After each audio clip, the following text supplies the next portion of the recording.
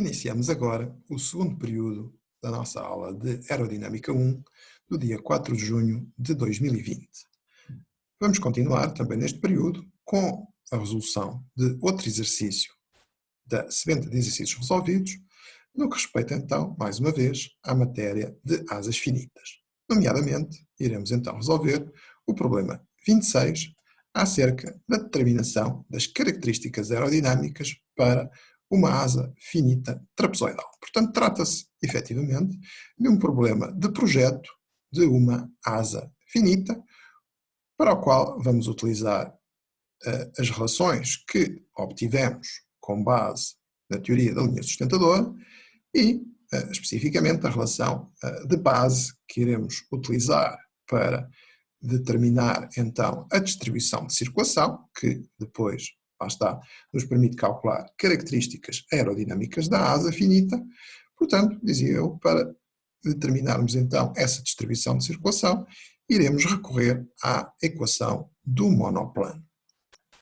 Portanto, diz-nos neste exercício que devemos considerar, então, uma asa finita com geometria trapezoidal. Como eu referi, a geometria trapezoidal constitui uma aproximação bastante razoável daquilo que temos para uma geometria elíptica, que é a situação ótima, é o projeto ótimo em termos de minimizar a resistência induzida, como vimos anteriormente, e, portanto, com um afilamento adequado, portanto, a variação, afilamento, dá-nos efetivamente ou exprime uma razão entre a corda no bordo marginal e no bordo, na raiz da asa. Portanto, poderemos ajustar esse parâmetro e conseguir, dessa forma, de facto, uma asa com características bastante aproximadas daquilo que teríamos, então, com uma distribuição de corda elíptica, que permite então obter a tal distribuição de circulação elíptica, mas com o problema que foi referido, quando exemplifiquei aqui com o caso do Spitfire, portanto, de termos efetivamente nessa asa de construir longarinas curvas, tanto para o bordo de ataque como para o bordo de fuga. No caso de uma asa finita trapezoidal, todas as longarinas são retas e, portanto, muito maior facilidade de construção e, naturalmente, também isso acaba por se refletir no próprio custo. Portanto, consideraremos então uma asa finita trapezoidal, sendo que, nesse caso, nós vamos ter, inevitavelmente, pelo menos em termos de corda, se é trapezoidal, uma variação ao longo da envergadura, mas aqui vamos considerar não apenas essa variação de corda, que aqui está expressa, portanto, na primeira linha desta tabela, portanto, para uma asa que nos dão já o valor da envergadura, portanto, B, um pouco acima dos 12 metros, mas vamos considerar também, aqui neste caso, que não apenas existe uma variação de corda, que será forçosamente linear, já que se trata de uma asa trapezoidal, mas também variações lineares, não apenas para a corda, mas também para características dos perfis alares que constituem então cada uma das secções desta asa, nomeadamente a nossa taxa de variação de CL com alfa, portanto o chamado A2D dos perfis, e também para o ângulo de ataque absoluto, que sabemos ser definido pela soma entre o ângulo de ataque geométrico mais o ângulo de sustentação do ângulo, ou seja, alfa mais beta, simbolicamente. Portanto, todas estas quantidades irão variar linearmente, desde aquilo que aqui está indicado como a envergadura até ao bordo marginal. Na realidade, isto vai, digamos, para uma aeronave real, em que existirá uma fuselagem, portanto, isto corresponderá à meia envergadura, portanto, seria a tal linha central, mas numa aeronave real, portanto, corresponde, na realidade, à raiz da asa e, portanto, depois a outra extremidade, portanto, ao bordo marginal. E, portanto, lá está, temos a corda a evoluir linearmente, desde o seu valor na raiz, portanto, o valor máximo, até ao valor mínimo no bordo marginal. Já no que respeita à taxa de variação, portanto, de CL com alfa para cada perfil, que constitui então as secções da asa ao longo da envergadura, teremos esta evolução desde a raiz, portanto, A2D na raiz, para o valor de A2D no bordo marginal. Portanto, neste caso, verifica-se um aumento. Portanto, os perfis alares foram escolhidos de maneira a que tal acontecesse. Tipicamente, isto poderá acontecer porque existe, por via da redução da corda, um aumento da espessura relativa, o que contribui, portanto, diretamente, como vimos no caso dos perfis de Joukowski, nessa análise, portanto, no capítulo 9 do livro-texto, para um aumento, por via da espessura, um pequeno aumento deste coeficiente A2D dos perfis. Depois vamos ter também uma torção, digamos, conjunta, neste caso, uma vez que nos é dado o ângulo de ataque absoluto, portanto é a soma de alfa mais beta, teremos uma torção da asa, poderia ser até uma conjunção entre torção geométrica e aerodinâmica, portanto os perfis vão estar ou ângulo de ataque diferente, ou com uma curvatura diferente, ou ambos, não é? De maneira a que efetivamente vão reduzindo, digamos, o ângulo de ataque absoluto, desde a raiz até ao bordo marginal. Existem razões, efetivamente, para haver esta, digamos, torção negativa, no sentido de, efetivamente, reduzir este ângulo de ataque absoluto, quando mais tarde discutirmos, neste capítulo, os efeitos de fluido real. Para já, ficamos apenas com estes parâmetros e, portanto, vamos assumir uma evolução linear de estes três parâmetros, desde os valores, então, repito, na raiz da asa para o bordo marginal dessa mesma asa. E, naturalmente, iremos considerar uma asa simétrica. Portanto, é isso que faz sentido, não há razão nenhuma para considerarmos uma asa assimétrica. Portanto, aqui temos aquilo que refere a uma das asas, naturalmente a outra asa terá características geométricas semelhantes.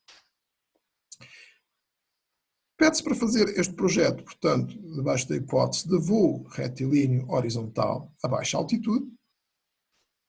Portanto, aqui para definirmos depois mais tarde características do ar também, à velocidade de, damos o valor, 89,4 metros por segundo. Portanto, este é o valor da velocidade infinito que temos nos nossos dados.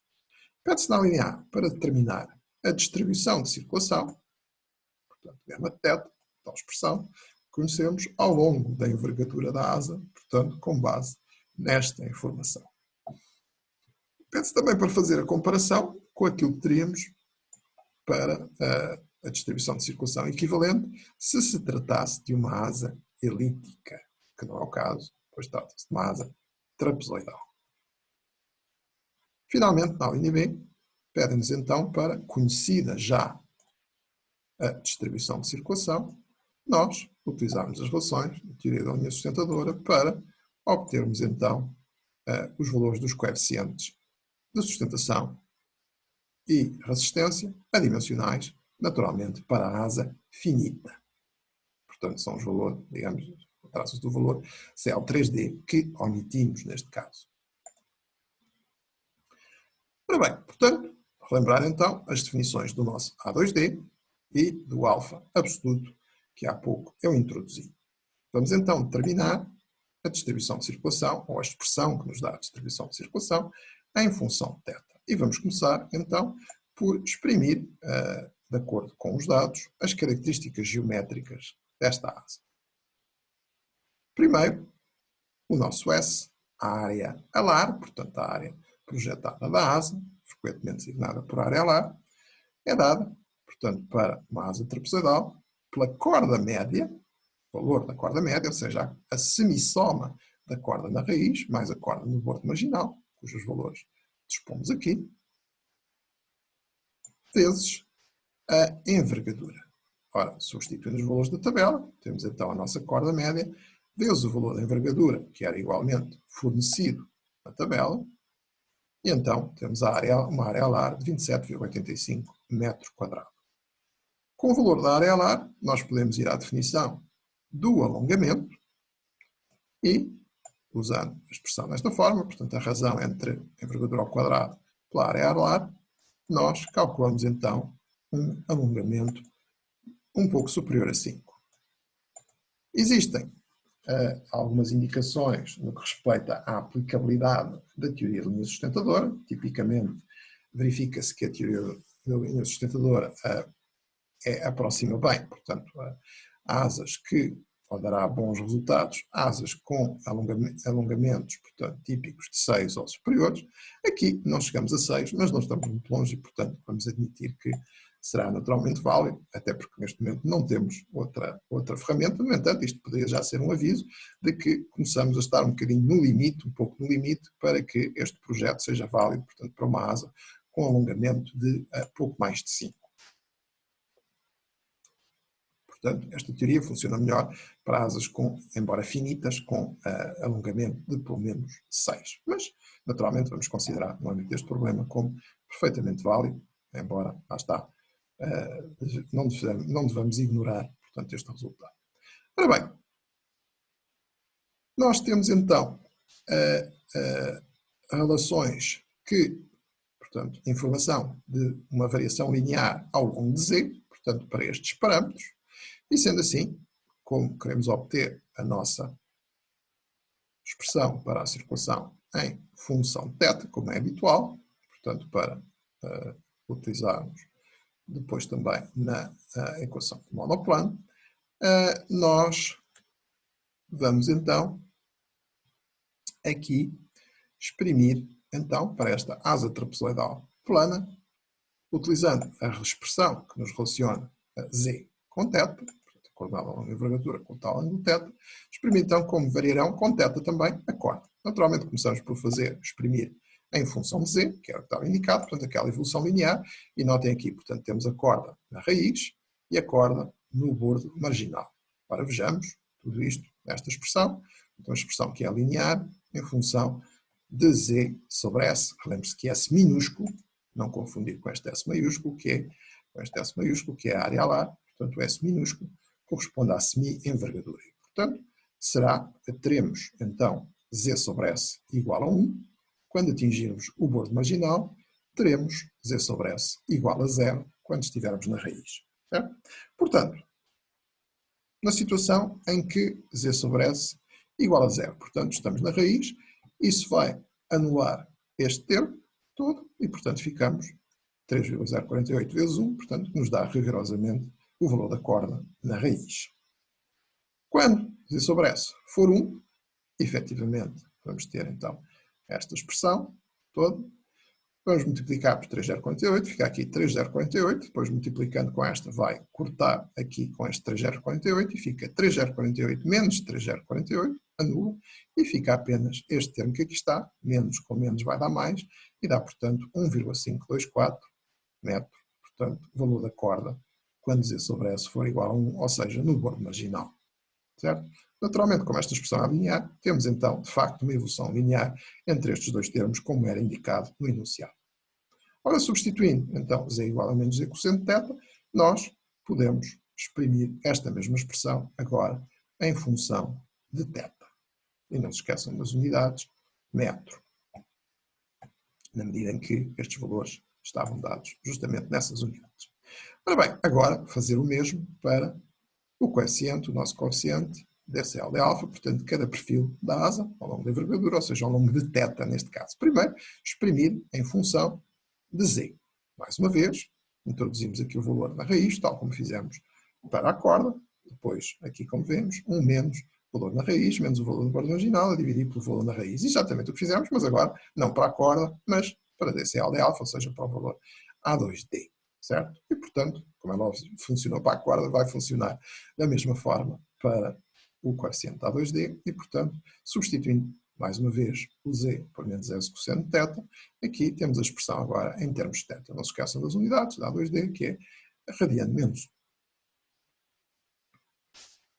1. Agora, o ângulo de ataque absoluto, portanto, o nosso alfa mais beta, mais uma vez também nos diziam que ia variar linearmente, portanto, mais uma vez também, introduzimos aqui o valor na raiz, o valor no bordo marginal, tudo este termo vezes G sobre S, uma evolução linear, então dá-nos uma evolução linear entre o valor na raiz, portanto, do alfa absoluto, até ao valor no bordo marginal, que está aqui, portanto, os nossos 3,5.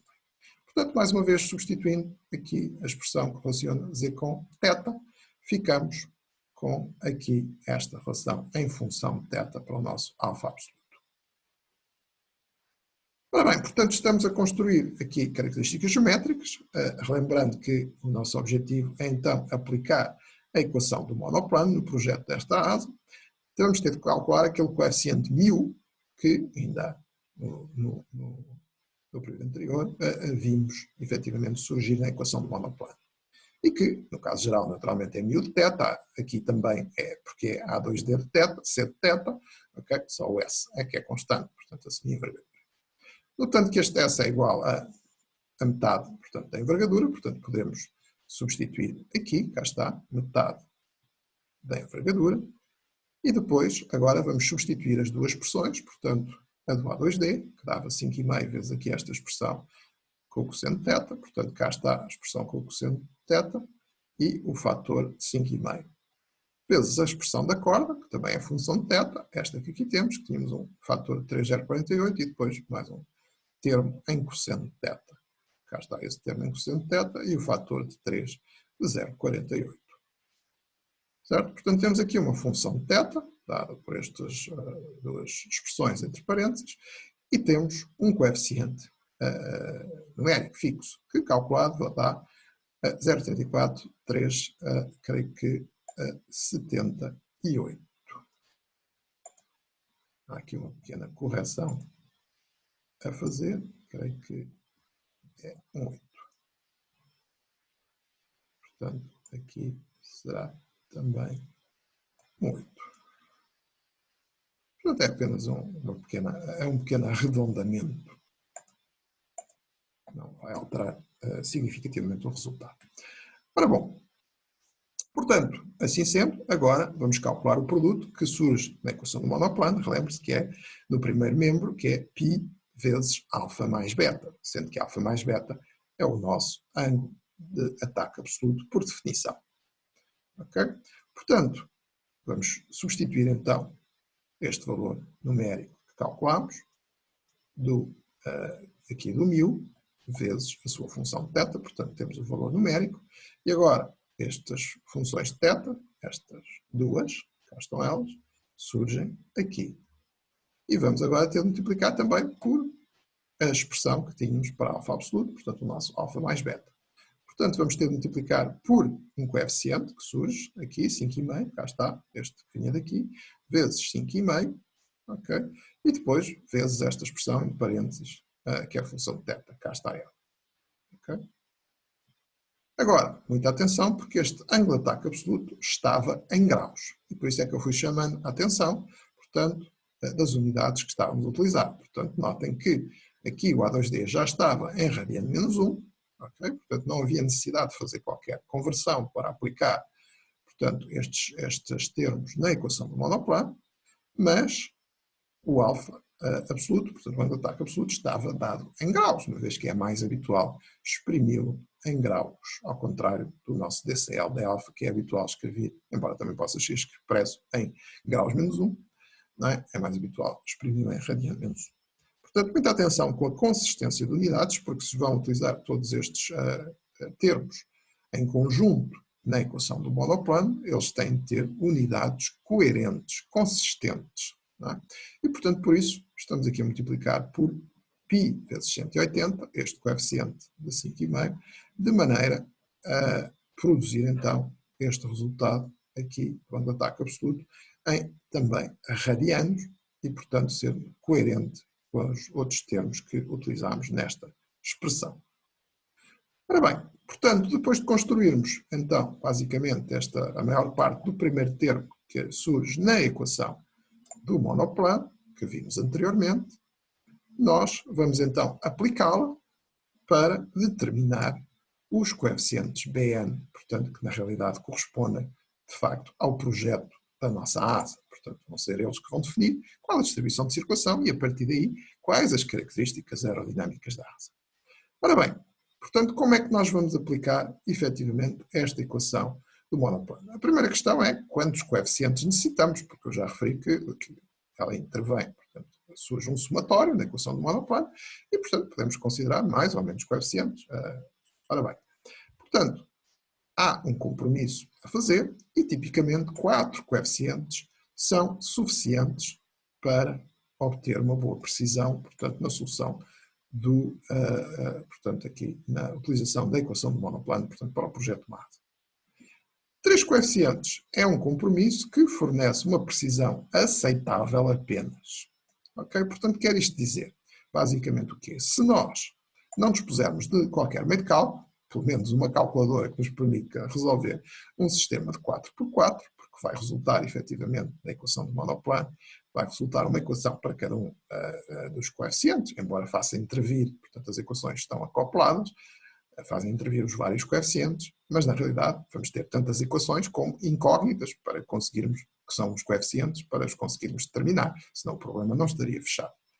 E portanto, sob esse ponto de vista, naturalmente que se considerarmos 4 coeficientes, teremos um sistema de 4 equações a 4 incógnitas, portanto uma matriz de 4x4, enquanto que, em termos algébricos, portanto para resolver, enquanto se considerarmos apenas 3, naturalmente a matriz será apenas 3x3.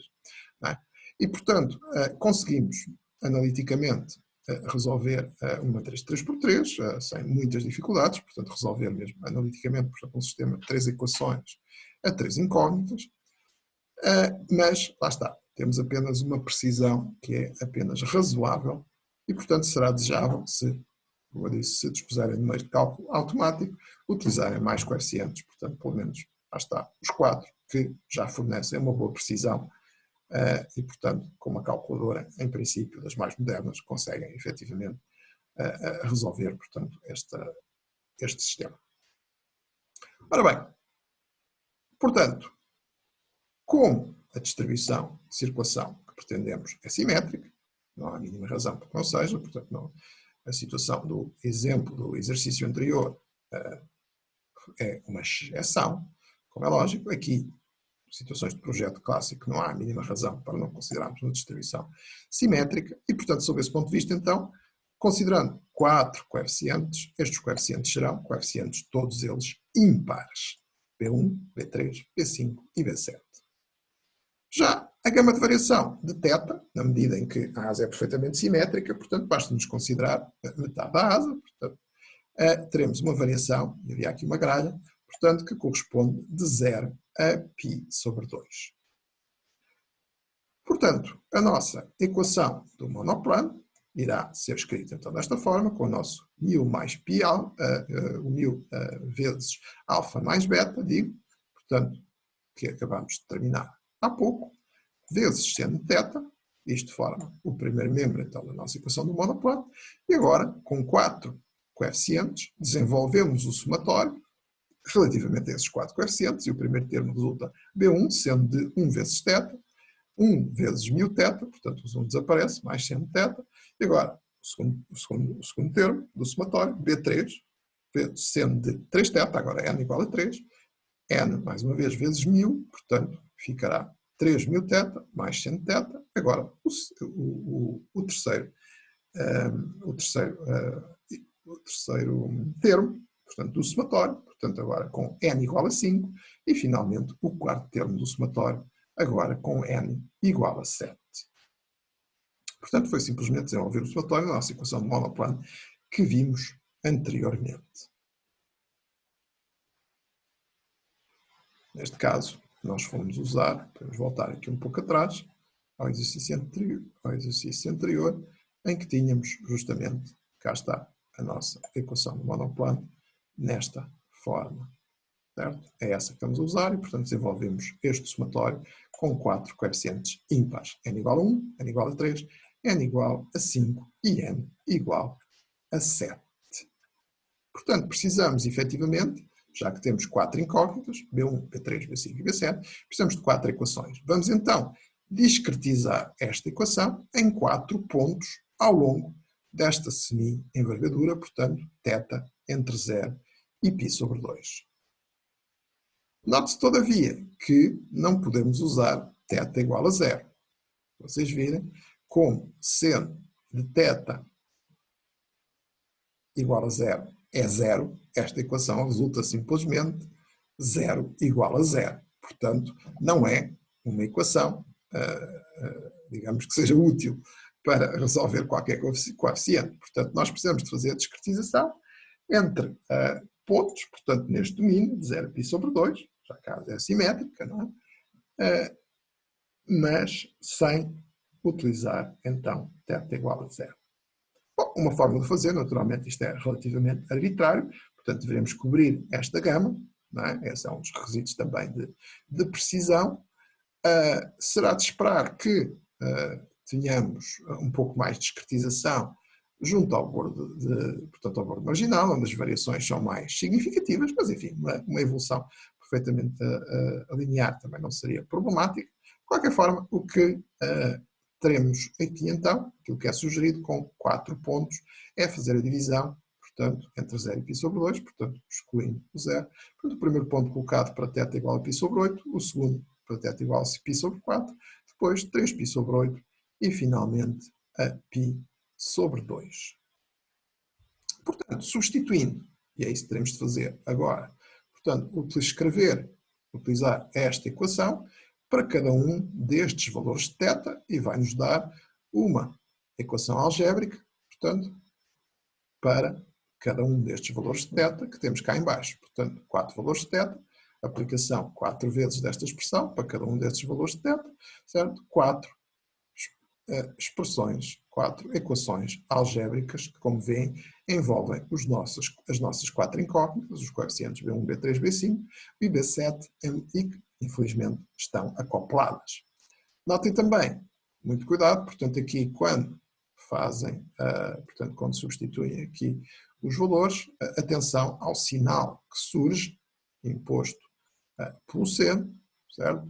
E, portanto, alguns casos, alguns termos destas equações vêm negativos, outros resultam positivos. Portanto, terão que fazer isto com algum cuidado, não ignorarem efetivamente os sinais que vão aparecendo, caso contrário, o resultado fique errado. Portanto, no segundo termo, no segundo membro, digo, portanto, resultam então aqui um conjunto de expressões envolvendo os coeficientes que pretendemos determinar, as nossas incógnitas, enquanto que este primeiro membro será, para cada valor de θ, naturalmente corresponde a um valor fixo e, portanto, corresponde a estes valores, portanto, que temos aqui, respectivamente, portanto, para cada um destes θs. Portanto, se naturalmente quiséssemos mais coeficientes, iríamos fazer uma divisão, digamos, mais refinada, portanto, com mais pontos, entre 0 e π sobre 2, não se esqueçam, θ igual a 0 não adianta usar, e portanto teríamos, substituindo esses valores, teríamos aqui mais equações lineares, da mesma forma como teríamos mais coeficientes, e teríamos, para o problema estar fechado, como há pouco referi, portanto, ter tantas equações lineares como coeficientes. Ora, fazendo a solução deste sistema de equações, como eu digo, um sistema de 4 equações a 4 incógnitas, será desejável então utilizar uma via automática, portanto, pelo menos uma calculadora, e que resolva um sistema de equações, ou que resolva matrizes 4x4, a solução algébrica, e, portanto, obtemos esta solução para os coeficientes B1, B3, B5. Portanto, estes coeficientes podem agora, após a sua determinação numérica, e reparem que não têm unidades, são coeficientes adimensionais, porque lá está, na expressão geral da circulação, nós temos estes coeficientes foram adimensionalizados aqui com o nosso S infinito que foi colocado em evidência. Portanto, não se precisam de se preocupar com as unidades, precisam na solução. Precisam de se preocupar é aqui, nesta fase, como viram, com as unidades que estão a utilizar, de maneira que sejam coerentes quando as introduzem na equação do módulo plano. Aí sim, têm de se preocupar com as unidades.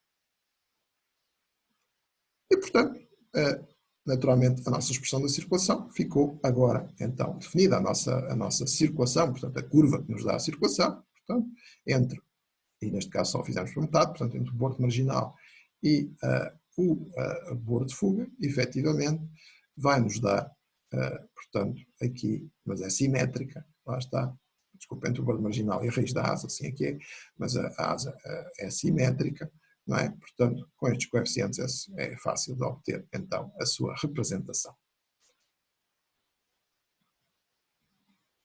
Bom, se notarmos na solução que obtivemos, o coeficiente B1 é, de facto, muito superior aos demais coeficientes. Reparem, o coeficiente B1 é da ordem dos 0,02, ok? E, portanto, reparem que de todos os outros coeficientes, todos eles têm 3 zeros, não é? Enquanto que este só tem um zero após a vírgula, excetuando o B5, que tem 2 zeros, mas corresponde a 1 vezes 10 levantado a menos 3. Portanto, temos 2 vezes 10 levantado a menos 2, no caso B1, e depois, entre todos os outros, o mais elevado é da ordem de 1 vezes 10 levantado a menos 3, no caso B5. Portanto, estamos a falar de mais de uma ordem de grandeza de diferença, certo? Portanto, efetivamente B1 é muito maior do que todos os outros coeficientes.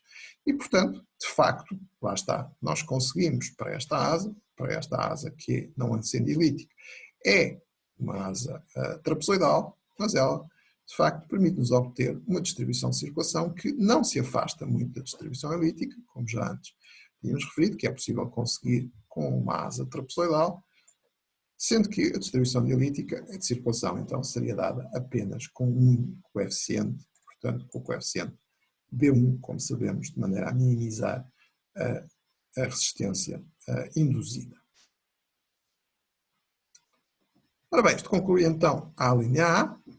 Para a linha B, em que se pretendia determinar as características aerodinâmicas da asa, nós naturalmente iremos usar as relações que já conhecemos da teoria da linha sustentadora, quer para o coeficiente adimensional de sustentação, quer para o coeficiente de resistência induzido, sendo que é sabido, o coeficiente de sustentação é apenas função, então, entre os coeficientes adimensionais que determinámos na linha anterior, portanto, apenas função de B1, sendo naturalmente também função de característica geométrica alongamento, enquanto que a resistência induzida, naturalmente, é proporcional ao coeficiente de sustentação ao quadrado e também sendo função do alongamento da asa e de um termo que envolve, então, aqui a chamada eficiência de Ostwald da asa.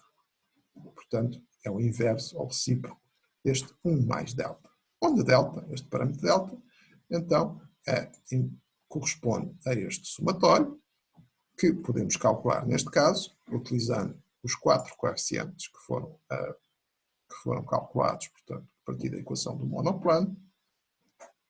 E, portanto, neste caso, o nosso delta irá ser obtido, portanto, com o valor de 0,02073. Portanto, usando a solução obtida na linha A para cada um dos coeficientes B1, B3, B5 e B7. Portanto, note-se que neste caso, delta não é zero, porque não se trata de uma asa elíptica. Apesar de tudo, o delta vai ser relativamente baixo e, portanto, conduzindo a um valor relativamente próximo de zero, conduzindo a uma eficiência de Ostwald bastante elevada. Podemos então, nesta altura, simplesmente substituir quer o valor de B1 e o valor do alongamento na expressão do coeficiente de sustentação, resultando um valor de cerca de 0,34 para a asa finita, e já, portanto, agora conhecido o valor da sustentação, substituí-lo também na expressão da resistência induzida, além do valor do alongamento e deste delta, portanto, associado à eficiência de Ostwald, e obtemos uma resistência, um coeficiente de resistência induzida de cerca de 0,07. Portanto, naturalmente, como será de esperar, um coeficiente de resistência muito inferior ao coeficiente de sustentação. Bom, mas o que era pedido eram os valores dimensionais, portanto, quer da sustentação, quer da resistência induzida.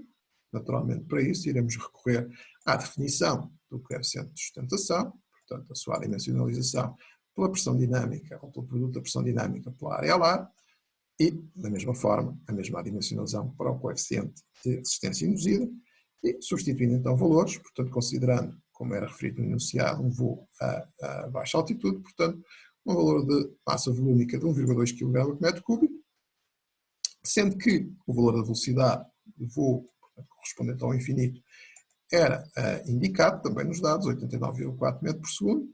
A área alar tinha sido calculada na linha A e agora substituímos então quer o valor do coeficiente adimensional de sustentação, quer do valor do coeficiente de resistência induzida. Resulta então, para esta asa finita, trapezoidal plana, com as características indicadas no enunciado, uma sustentação de cerca de 45,5 kN, sendo que o valor da resistência induzida será próximo, mas um pouco inferior, a 1 kN. Terminamos então aqui esta aula, continuaremos na próxima aula com a matéria de asas finitas, portanto, aqui do nosso capítulo 10.